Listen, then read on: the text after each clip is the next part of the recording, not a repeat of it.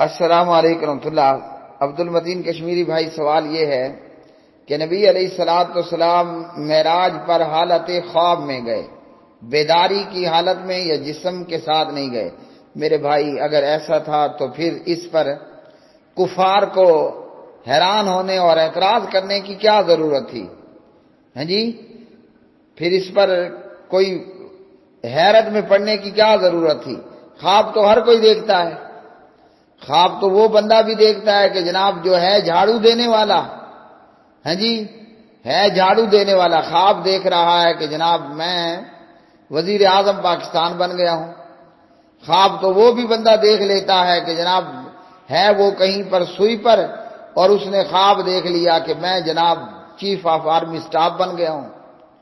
خواب دیکھنے میں کون سی بڑی بات ہے؟ یہ اور بات ہے کہ حضرات انبیاء علیہ السلام کے جو خواب ہیں وہ وحی پر مبنی ہوتے ہیں، لیکن خواب میں تو جناب ہم بھی کہیں کے کہیں جا سکتے ہیں۔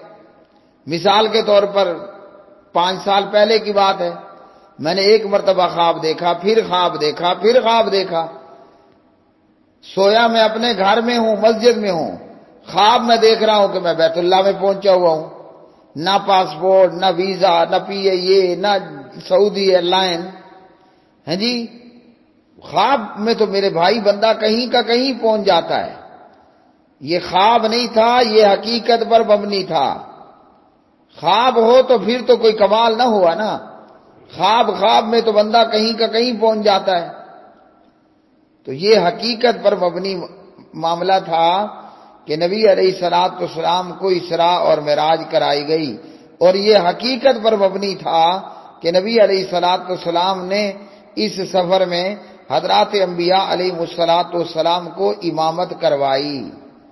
اب یہاں شیطان یہ کہتا ہے یا شیطانی عقل یہ کہتی ہے کہ ایسا کیسے ہو سکتا ہے؟ تو بھائی وہ ہمارے لیے ہے کہ ایسا کیسے ہو سکتا ہے۔ کائنات کے خالق کے لیے تو کوئی مشکل نہیں ہے، جی، وہ تو خالق ہے، مالک ہے، علی کل شیء قدیر ہے۔ وہ تو کہتا ہے ہو جا، کن فیکون، اگلے لمحے وہ چیز ہو جاتی ہے۔ تو اس لیے ہمارے لیے یہ مشکل ہے، اللہ رب الرحمن کے لیے کوئی مشکل نہیں ہے۔ اور یہ جو معاملہ ہے، ہاں جی، حضرات انبیاء علیہ الصلوۃ والسلام کے معجزات، یہ کوئی پہلی مرتبہ کا نہیں ہے۔ اللہ نے بے شمار پیغمبروں کو بے شمار معجزات عطا کیے۔ حضرت سلیمان علیہ السلام، سلیمان بن داؤد علیہ السلام، باپ بھی بادشاہ اور نبی، بیٹا بھی بادشاہ اور نبی، اور اللہ نے سلیمان کو بہت کچھ حکومت دی تھی، ہاں جی۔ اس ملکہ کے تخت کے متعلق حضرت سلیمان علیہ السلام نے کہا کہ کون میرے پاس لائے گا؟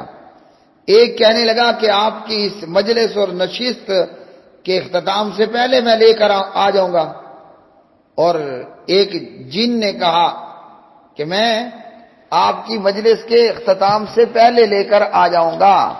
قال عفریت من الجن انا آتیک بہ قبل ان تقوم من مقامک۔ یہ تو ہو گیا جن، عفریت بابا۔ ایک اور تھے جو حضرت سلیمان علیہ السلام کے دربار میں تھے۔ قال الذی عنده علم من الکتاب انا آتیک بہ قبل ان یرتد الیک طرفک۔ آپ کی پلک جھپکنے سے پہلے لے کر آ جاؤں گا۔ آپ بتائیے، کیا اس کا انکار کرے گا کوئی چول، کوئی جاہل، کوئی منکرین حدیث؟ ہاں جی، یہ تو اللہ کا قرآن ہے نا۔ اسراء اور معراج کا ذکر بھی قرآن مجید میں موجود ہے۔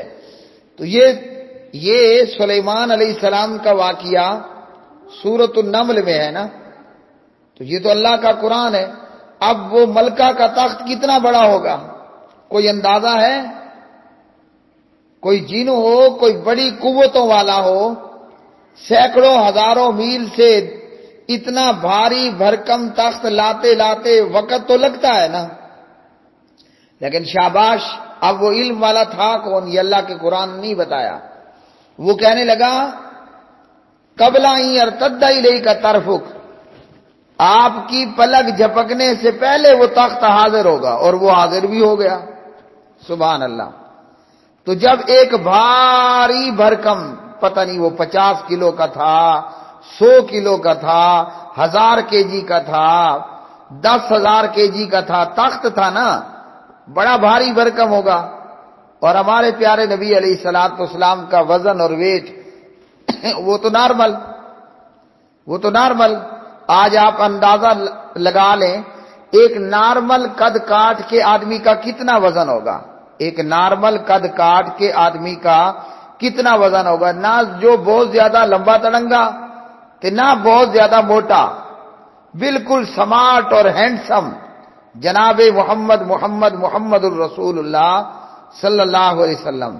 اگر پلک جھپکنے سے پہلے ملکہ کا 1000 ٹن بھاری تخت وہ علم والا سلیمان پیغمبر کی خدمت میں پلک جھپکنے میں لا سکتا ہے سبحان اللہ، تو یہ ایک نارمل ویٹ اور وزن کے محمد الرسول اللہ صلی اللہ علیہ وسلم پوری ایک رات میں سبحان اللہ حضرت ام ہانی کے گھر سے بیت اللہ سے مسجد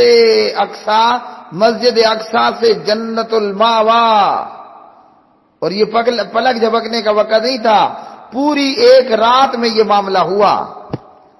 اگر 1000 ٹن وزنی تخت اللہ کے قرآن کے مطابق پلک جھپکنے میں آ سکتا ہے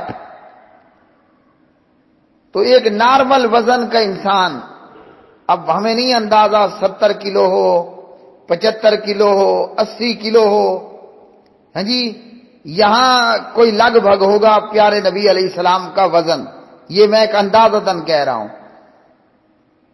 تو ایک نارمل وزن کا انسان، اور وہ بھی سواری پہ سوار ہو کر، وہ پوری ایک رات کے اندر مسجد حرام سے مسجد اقصی بیت المقدس پہنچا، وہاں سے سدرۃ المنتہا جنت الماوا، اور پھر واپس آ گیا۔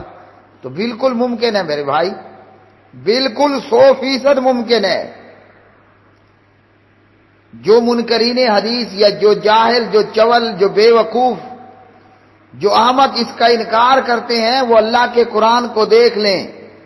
اس ملکہ بلقیس کا 1000 ٹن 1000 kg وزن دار تخت اس علم والے نے پلک جھپکنے میں پیغمبر سلیمان کی خدمت میں پیش کر دیا۔ تو میرے بھائی، ہمارے پیارے نبی علیہ السلام کے پاس تو پوری رات پڑی تھی، رات کے کچھ حصے کے اندر وہ کتنا تھا وہ اللہ آپ جانتا ہے، لیکن کم از کم پوری رات تو تھی نا پاس، تو رات کے کچھ حصے میں آئے اور گئے، آمنا وصدقنا۔ اور مجھے یہ بتائیے ایمان بالغیب پھر کس چیز کا نام ہے؟ یہ جو اللہ کے قرآن نے بار بار کہا ہے الذین یؤمنون بالغیب، یہ ایمان بالغیب، اس پر ایمان لانا غیب پر، یہ کیا ہے پھر؟ اور بھائی ایمان بالغیب کا مطلب یہ ہے کہ جس طرح ہم عام طور پر سمجھتے ہیں یا جانتے ہیں حواس خمسہ، میرا پکڑنا، میرا دیکھنا، ہاں جی، میرا سننا، میرا محسوس کرنا وغیرہ، وہ معجزہ، وہ ایمان بالغیب نام ہی اس چیز کا ہے بھائی، جو نہ آپ کی کھوپڑی میں آ سکے، نہ آپ کے دل میں سما سکے، نہ سونگنا، نہ آپ کے سونگنے میں آ سکے، نہ آپ کے سننے میں آئے، نہ آپ کے محسوس کرنے میں آئے، یہ اس سے کوئی علیحدہ ہی ماورا چیز ہے۔ اب بتائیے کیا ہم نے اللہ کو دیکھا ہے؟ نہیں دیکھا نا۔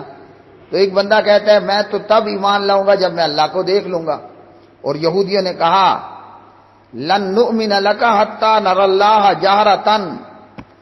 اب بتائیے اللہ کو تو ہم دیکھ نہیں سکتے ہیں، فی الحال تو نہیں دیکھ سکتے، آگے دیکھیں گے انشاءاللہ۔ تو ایک بندہ یہ شرط رکھ دیتا ہے میں اللہ کو تب مانوں گا، جنت پر تب ایمان ہوگا، جہنم کو تب مانوں گا کہ جب میں اس کو اپنے سامنے ظاہر ظہور دیکھ لوں۔ تو ہم اسے کیا کہیں گے؟